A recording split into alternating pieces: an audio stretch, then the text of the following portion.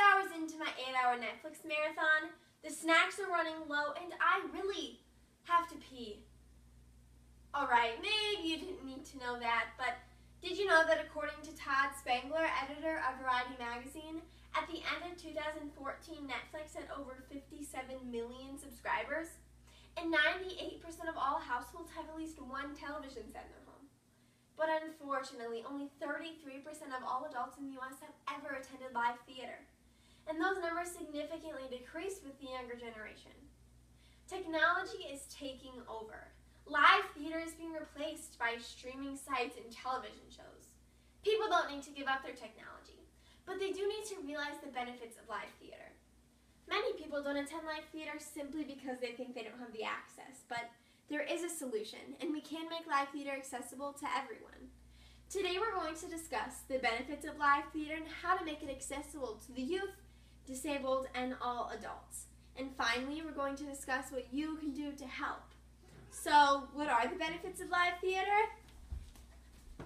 Entertainment. Now, don't get me wrong, I'm no Fred Astaire, but my point is, entertainment is everywhere in live theater. Whether it's a riveting drama, a fun-loving comedy, or a show-stopping musical, it's bound to be entertaining.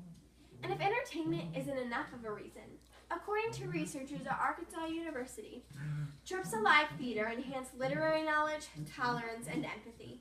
Aren't these values what society needs most right now? The study also shows that the positive outcomes aren't as prominent when you read the play or watch a movie interpretation of it. So although Grease Live is a great way to bring theater into people's lives, the real goal is to get people out of the house and into the seats. Because nothing is as exciting as when the lights go down and you hear the music start up. Live theater also improves academic performance. According to the American Alliance of Theater and Education, students who are involved in theater and the arts outscore those who weren't. They averaged 65 points higher in the verbal component and 34 points higher in the math component of the SATs. And I don't know about you, but I could use those extra points. And if these aren't enough, who doesn't just want a quality night out with your family?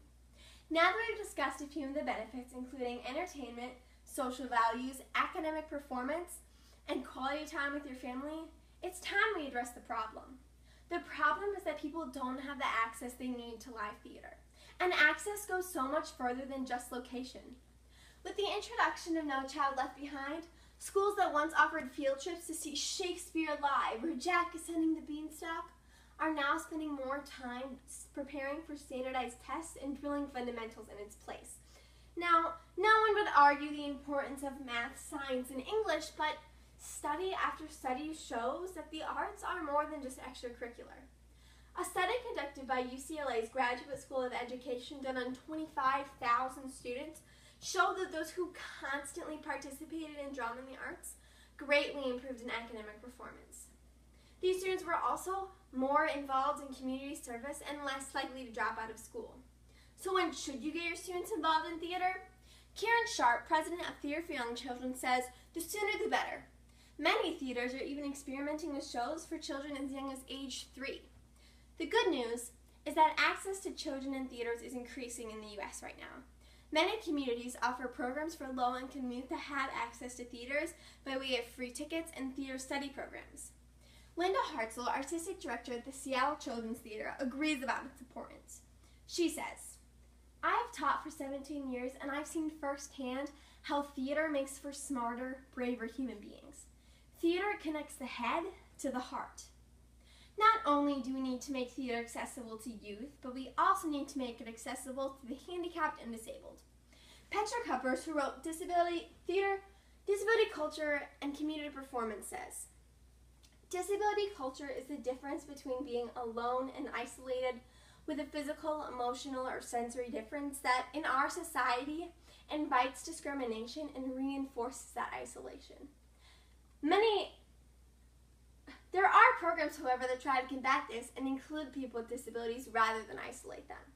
One successful program that many communities could learn from and then model their own programs by is the Theater Development Fund. They offer all sorts of accessibility programs for all types of handicaps and disabilities. These include shows for those who are hard of hearing or deaf, where American Sign Language or open captioning is available during the performance. For patrons who are visually impaired or blind, they have specially trained describers who verbalize what's happening in the show during pauses and dialogue. Mobility issues are counteracted by wheelchair seating and lowering ticket booths and concession stands. And finally, there are designated shows for patrons with autism. Each show is slightly adjusted, removing any jarring sounds or strobe lights.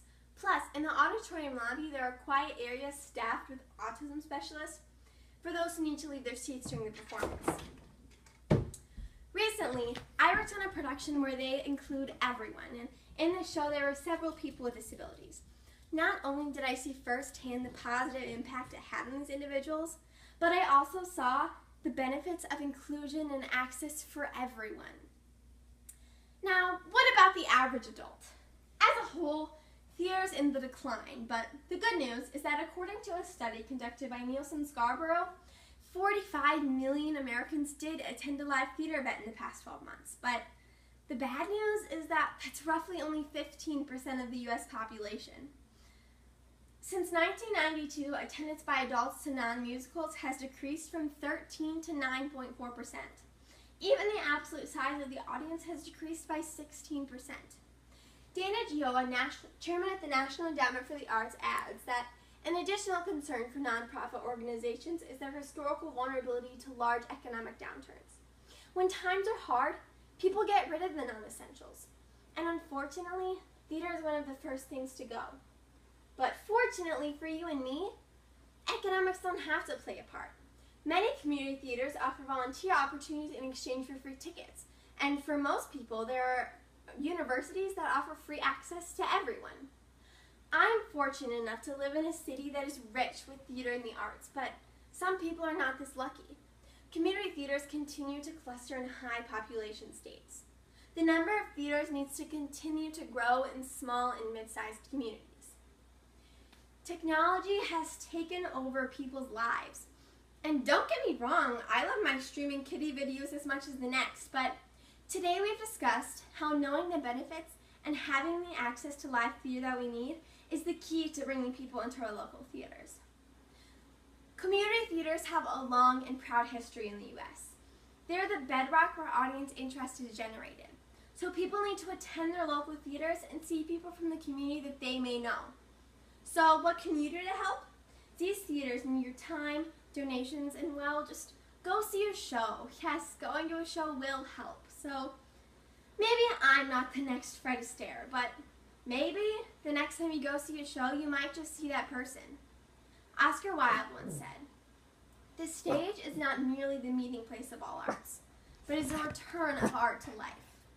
So tonight, I'm going to finish my Netflix marathon, but tomorrow, I'm going to use my technology, Google shows near me, and I hope to see you there. Thank you.